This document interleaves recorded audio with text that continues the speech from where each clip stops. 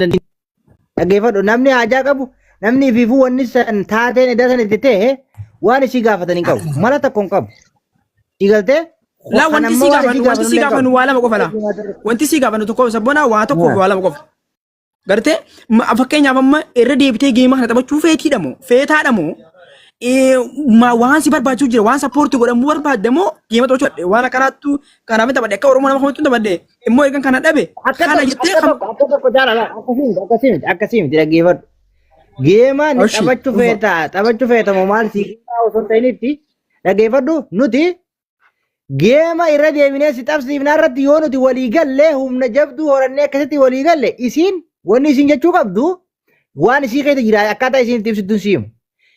Jara keenya ani geema kanatti deebi'u garuu sappoortii gara biraatiin hin barbaade yoo isiin jettu taate geema nuti qabneef kana yoo fashaleessite malee isiidhaan maal feetaa jechuun hin taatu. Kun isiin gaafiin qabu asirratti ani egaa boonaa baalee mee dubbadhu. Assalamu alaikum warahmatullahi wabarakatuh. Hawaasa keenya sagaleen keenya dhagamaami? Dhagama boonaa baalee. Okay, galatoomaadha. Booni maraatanii qooma yoo gadi itti fufee boona. Yaa dhugaadha.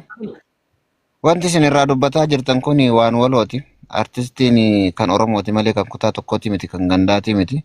Gochi kaleessa galgala wallahi nu hunda keenya garaa nyaati. Keessatti mucaa dubartiiti. Wallahi qaaniidha. Eenyu yoo taate nama hawaasa keessatti beekamtii qabu miti nama hawaasaaf oolchaa gaarii oolee miti.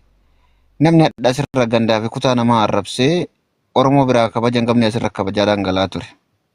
Mucayyoon tun ammoo kabajatu siif mala. Walumaa galattuu ta darbite amma jecha amma caalaan jedhe irratti isii gaafan wanti isii gaafattan maalidha? Tokkoffaa quuqamni isin hin dhagahameemi miidhamni isii isin hin dhagahameemi isiin harka keessan keessa jirti.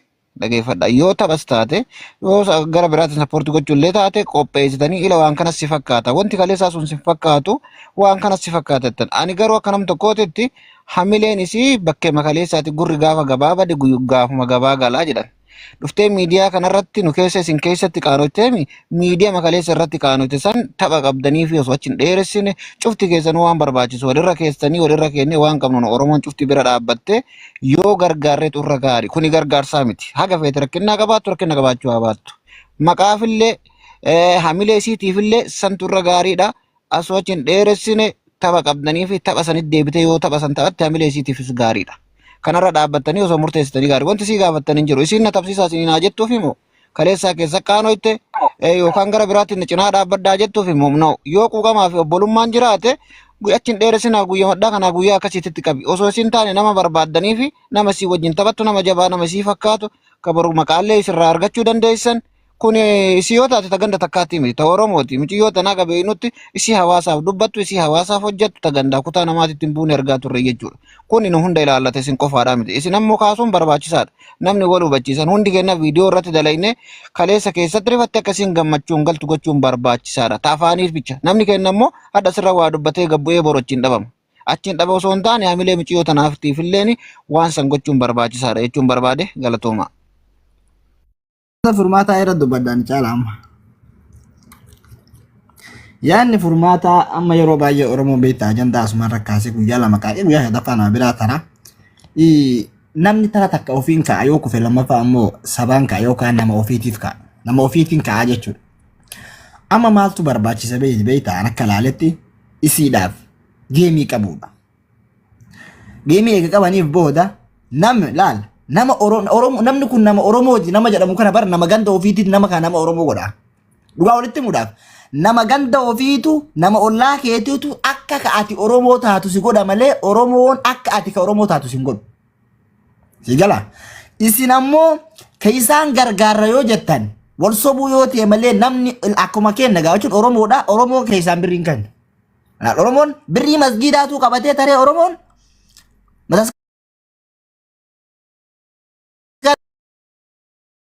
nama ammaan tana kuni namni of qabuu qabaan carraa isin dura qabatte sana namni irra murteessuu qabaadha.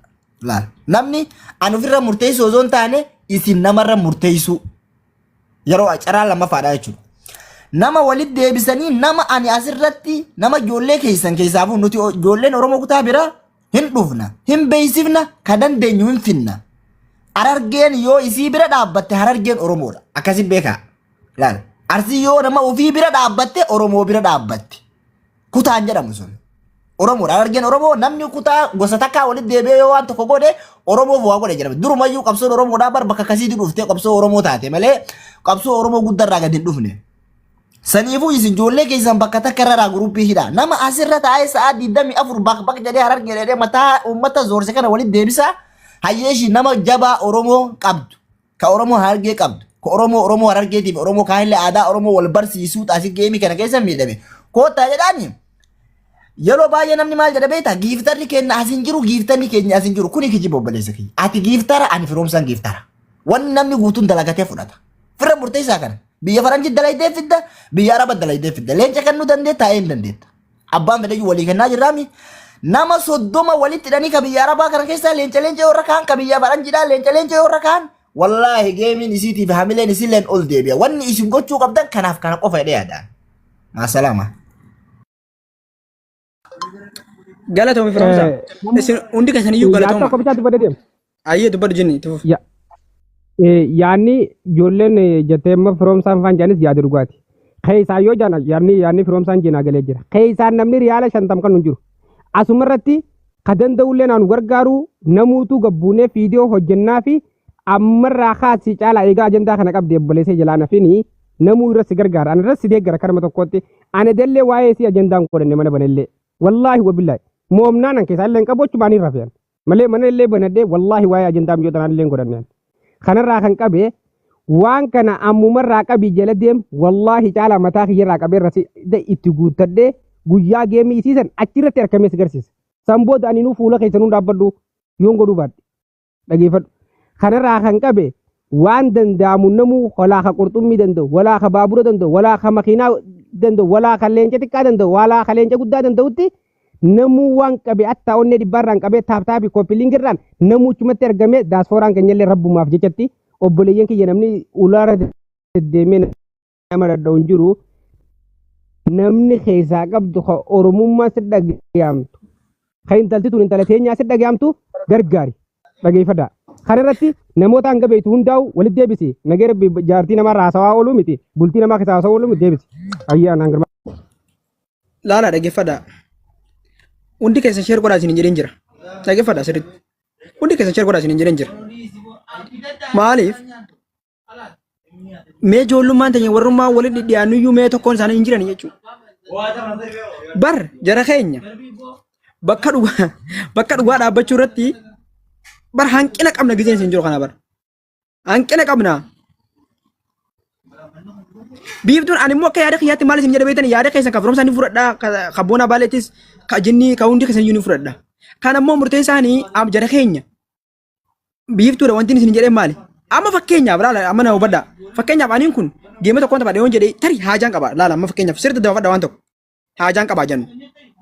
Yoon haajaa san qabaadhe fakkeenyaaf haajaa san baafachuudhaaf bifa fakkeenyaaf wanti sun taane bifa akka namni wanti godhuun riichaard wanti kana gartee akkas godhachuu hin danda'a jennu. Biiftuu nama geema kana taphatee jirti waan taphatteef san immoo waan akkanaatiif kana godhe malee sadarkaa kana jettee yoo isin firaa dubbattees bareeda anna akka kiyyatti gala yaada bareeda jedheetiin hubadhaan maaliif an kanaaf kana godhe ammoo kana booda geematti isin deebi'u lakkii geemawwan taphadhoo jettu taates akkuma isin nagootanii hin taa'u jette okay waan irra walii galleetti geema taphasuusan geema taphasiifan immoo laa geemaa